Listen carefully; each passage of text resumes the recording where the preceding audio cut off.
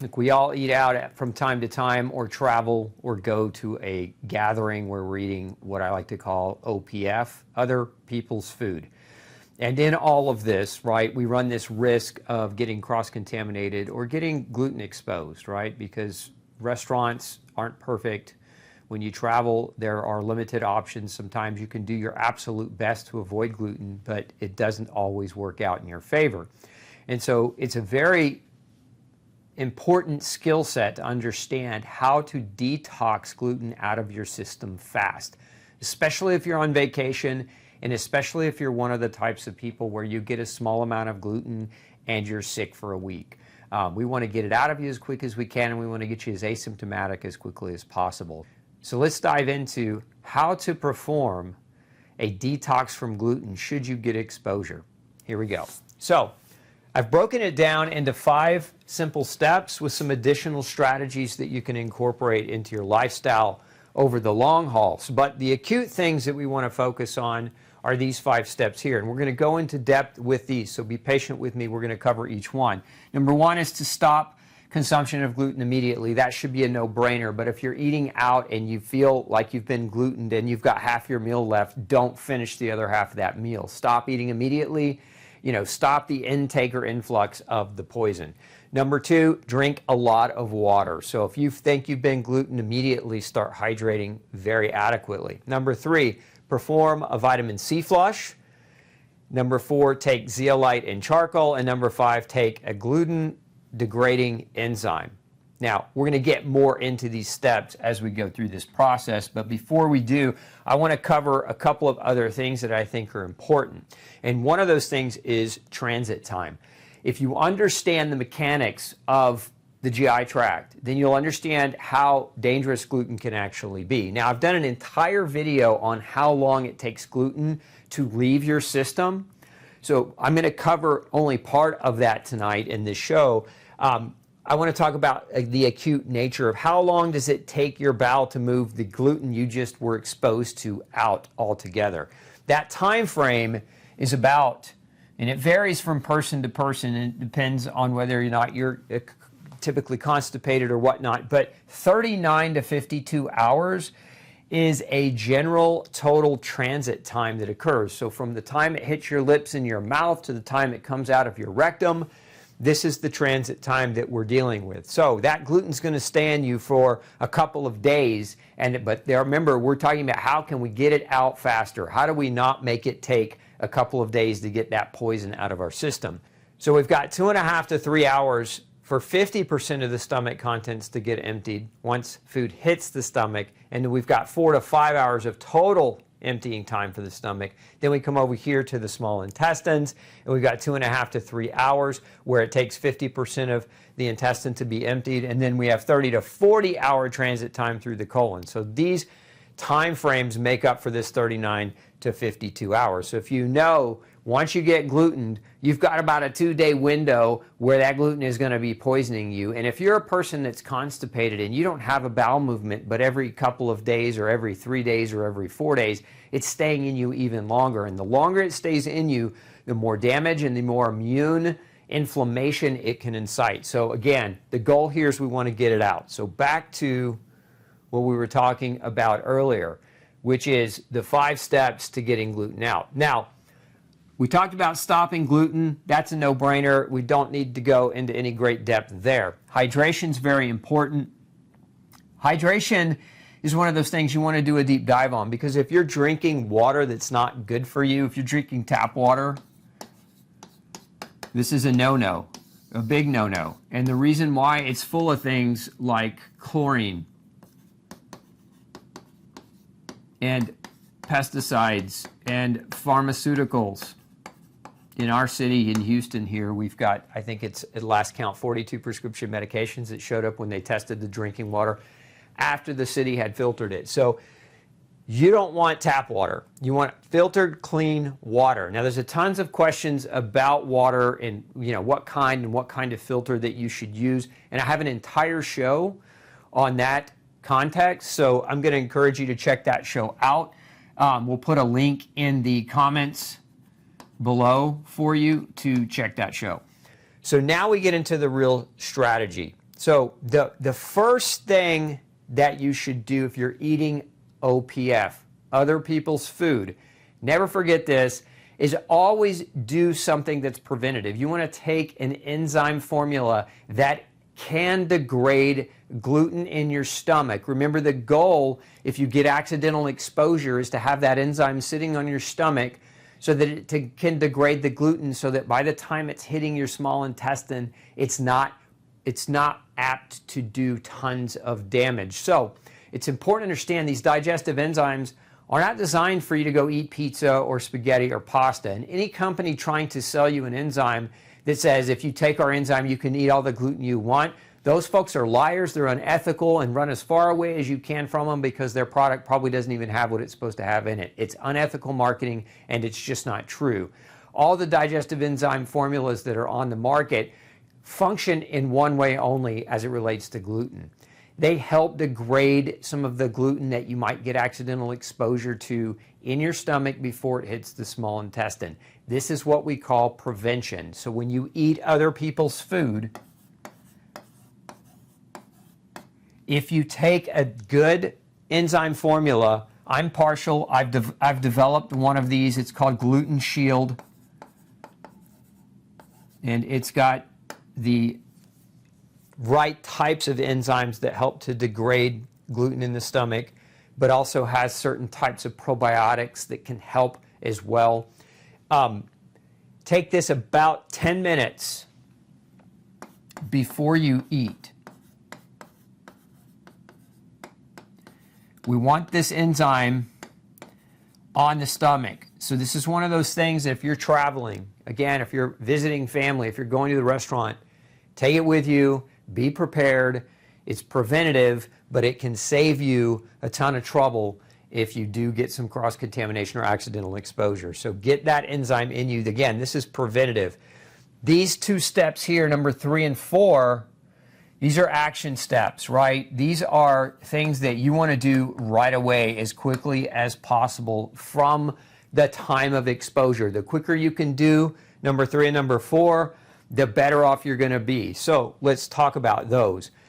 I'm going backwards here. So zeolite and activated charcoal. Why zeolite and activated charcoal?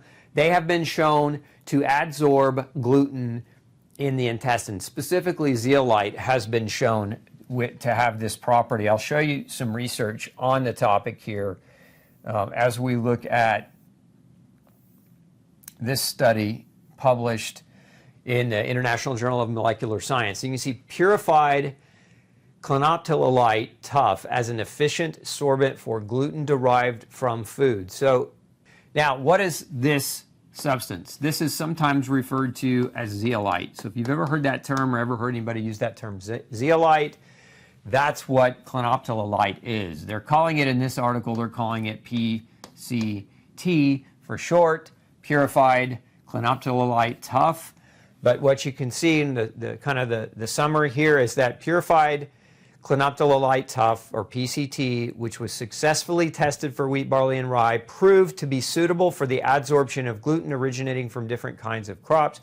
This result might form the basis for an experimental human study in the future. In other words, they've done the studies, not so much in humans, but they've done the scientific studies that show that it actually does bind to gluten in the intestine. And that's ideal, because if we've gotten exposure, if we can get this in us as quickly as possible, there's a strong likelihood it's going to bind to that gluten and reduce the capacity for that gluten to induce intestinal damage.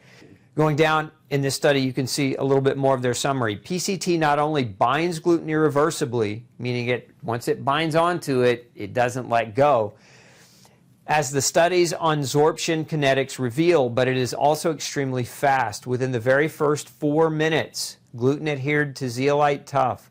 This reduces the risk of gluten-induced damage caused by a long retention time in the intestine. Again, what did we say a minute ago about retention times in the intestine?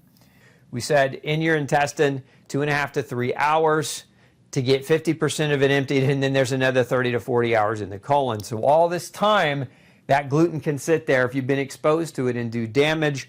This is why it's important that you have an antidote, and that's what we're talking about here with Zeolite. As an antidote, can irreversibly bind gluten and potentially prevent it from doing damage as it's passing through your intestines. So you should take something with Zeolite and ideally charcoal. Both of them are binders, although Zeolite's been studied to bind gluten irreversibly. Charcoal hasn't been studied, but the kinetics of charcoal have been studied for many other poisons as antidotes.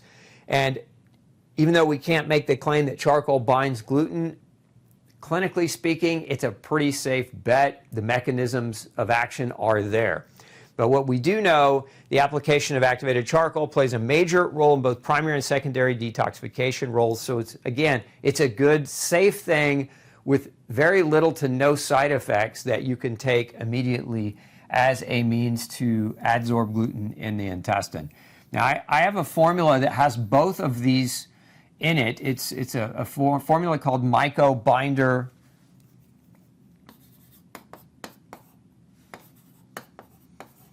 both with purified zeolite as well as charcoal.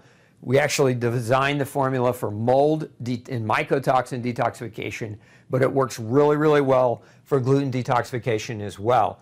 Now, the time framing of how you'd want to take this is if you suspect you've been glutened, take it immediately. Now, I would even go so far as to say take it with the meal, just like you might want to take Gluten Shield with that meal as a preventative. But not everybody wants to do that. So again, you want to take it as quickly as you can, immediately after the suspicion of being gluten exposed, so that you can get those agents into your gut to bind onto gluten and prevent it from doing damage. So again, this is ultra preventative. This is preventative, but it can also be antidotal. So again, if you get gluten exposure, you take it immediately to offset as much as you can that gluten exposure. And then this, in my opinion, number 3 is the most important step to take if we're talking about supplements you can use that have known clinical benefit. And this is something called a vitamin C flush. Now, what a vitamin C flush does is it does a couple of different things. So, number 1, the flush itself brings water into the bowel. The vitamin C at higher doses will act as an osmotic, pushing water into the bowel. Another reason why drinking and getting hydrated is going to be super important for that. Now, this is just one of the aspects. The other aspect is that vitamin C has actually been shown to help to support healing of the inflammation in the gut lining. I'll show you more about that in a minute. But first, I want to tell you a little bit about how to perform a vitamin C flush, because vitamin C flushes are a lot like prepping for a colonoscopy. If you've ever done that, you drink that drink your GI doctor gives you, and then you're running to the toilet for a few hours. It's the same kind of thing here. It's not the most comfortable thing in the world, but it can save you a lot of harm if you do it properly, and it's relatively benign in terms of any kind of side effects. So the way we do vitamin C is we want to take a ascorbate powder. It's very important that you use a powder, okay? If you could, there's a lot of vitamin C pills on the market. You don't want to take pills, because if you try to do a flush with pills, you'll have 60 to 90 pills in your GI tract. Your body's not going to be able to break down the capsule coating around all of those pills, and you're just going to be miserable. So you want something that's already broken down in powder form. Ideally, you also want this powder to be buffered. Why buffered? Because vitamin C is an acid, and if you dump a bunch of it and it's not buffered into your system, it might create more of a problem for you than what you want. So you want it buffered with minerals like calcium or magnesium, potassium, etc. So a buffered vitamin C. Keep in mind, a lot of vitamin C products on the market are made out of GMO corn. So don't get a brand that's GMO corn. This is a bad idea. There are lots of research studies that show that corn can be just as detrimental to the gut of somebody with gluten sensitivity as wheat can. So we don't want to try antidoting ourselves with vitamin C flush using a product that could also potentiate inflammation as well. So again, it needs to be powdered, it needs to be buffered, and it needs to be non-GMO corn. If you want a particular brand, again, I'm partial here, but we have a brand of this we've been using for decades. Clinically, it's called Detox C, and it's my go-to to do this type of thing. Now, how do we go about doing a flush? It's 6 grams of buffered ascorbate powder mixed in 3 to 4 ounces of water, and you're going to take that dose every 15 minutes. So again, it's 6 grams mixed in 3 to 4 ounces of water. You're going to take that every 15 minutes. And when do you stop? You stop when your bowels start moving. So as soon as you start going to the bathroom, when you start having bowel movements, you stop. Don't take any more. So this is your cue to stop. And what's going to happen, this is going to take a couple of hours, but you're going to be moving your bowels. You're going to be flushing your bowels for a couple of hours when you do a vitamin C flush. So it's not a good idea to try to do this if you're not somewhere where there's a close bathroom that you have access to. It's not a good time to do this if you're around a bunch of other people in a public space. So again, a vitamin C flush is best done as soon as you get home. You know, you've been glutened, maybe you're at a restaurant, it takes you an hour to get home, begin this process right away, and your bowels are going to flush within a few hours. Again, going back to what did we talk about a moment ago? Instead of this 39 to 52 hour window, we can flush the bowels within 2 to 3 hours of exposure, and we're going to get that gluten out of your system quickly. Again, this is physical removal through the GI tract of that gluten potential. Now, if you couple that removal with binding, so you've binded gluten up with zeolite and charcoal, okay, so you've bound them so that they do less harm, and now you're flushing all of that out. But even before that, if you're really smart, preventatively, you took that digestive enzyme before the meal because you were smart enough to realize that other people's food is commonly a risk, and that if you're going to do that risk, you need to take care of yourself and protect yourself from that risk. So again, these 3 steps here: take the enzyme, take the activated charcoal with zeolite, and do a vitamin C flush, and do those things as close to proximity of that gluten exposure as you possibly can. And that is the best way to detoxify that gluten out of your system. Now let's talk a little bit about some of the science on this, and I'm going to pull up a few more studies for you. This was a great editorial piece published a few years ago, but you can see the results of this proof of principle study suggest that vitamin C might reduce mucosal inflammation and celiac disease, and therefore encourage further studies on the subject. This was an editorial piece written based on this really good study that was done, and what they did is they had an intestinal model system where they found that ascorbate decreases mucosal inflammatory response to gluten in an intestinal biopsy culture model, so it might have a role in future supplementary therapy in celiac disease. And one of the reasons why is its modulation of interleukin 15 and NF-kappa B. So you can see vitamin C helps to regulate. These are inflammatory compounds. And so, again, that was the basis for the study. These scientists knew these were compounds that vitamin C could have action on, and so it made a perfect agent to see about reducing mucosal damage in celiac patients, and they found it to be very effective in their study. So if we take this concept of, again, vitamin C's ability to affect interleukin 15, and you look here at the actual mechanism of how gluten damages the GI tract. If you look here, you've got gluten.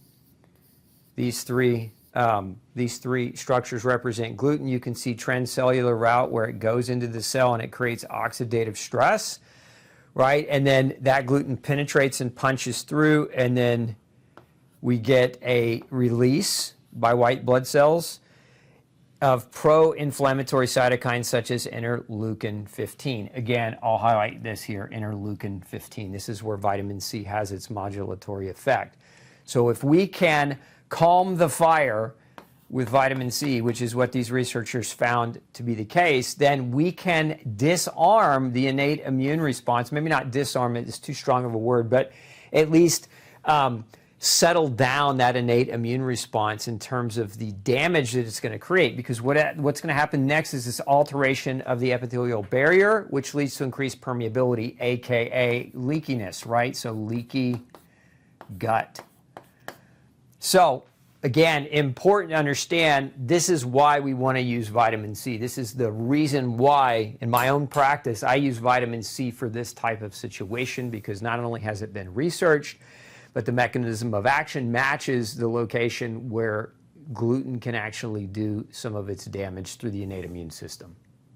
Now, we have other research as well on the inhibition of NF-kappa B and oxidative pathways in human dendritic cells by antioxidant vitamins, in this case vitamin C. So you can see these researchers investigated the effects of ascorbate and also of alpha-tocopherol, vitamin E, on dendritic cells. DC stands for dendritic cell. It's a type of white blood cell, phenotype and function. And so their data, what they found was the data indicate that vitamin C and vitamin E treated dendritic cells might be useful for the induction of tolerance to allo or autoantigens. In other words, it may help to reduce a inflammatory reaction to, when we talk about antigens, what we really also mean allergies. So again, vitamin C's power at reducing the potential for a reaction to something considered to be an antigen or an allergen. And so we know that already about vitamin C. This study was published in 2005. Of course, this actual study on vitamin C was published in 2011. And so 6 years later, right? So they took the prior research from these doctors and researchers and furthered it in its specificity to celiac disease itself. Now, we also have some research studies. I told you I was going to give you scientific merit behind these recommendations. And so these are studies on using digestive enzymes to degrade gluten. And so what you can see here in this clinical trial, now these are human trials, so that's the good news about these research studies, that they actually perform these in humans. But in this study, this enzyme significantly enhanced gluten digestion in the stomach of healthy volunteers, increasing caloric density, prolonged gastric residence, time of the meal. And in this study, thus, even in physiological meal setting, ANPEP significantly degraded most gluten in the stomach before it entered the duodenum. Again, prevention, prevention, prevention. If you take an enzyme before you eat the meal, if there's gluten in the meal that you didn't know about, that enzyme is in your stomach. It's going to help degrade that gluten before it has a chance to hit your intestine. So it's prevention. If it does get to your intestine and you also take zeolite combined with charcoal, you're going to get a binding effect, an irreversible binding effect, so that that gluten's not just free to tear up your entire intestinal lining for 4 hours. And if you follow that with a flush, you're going to push all of that stuff out of you, and it won't take the 2 to 3 days. It'll just take the 2 to 3 hours, right? So we're not going to let that gluten stay in your system for a prolonged period of time and continue to perpetuate damage.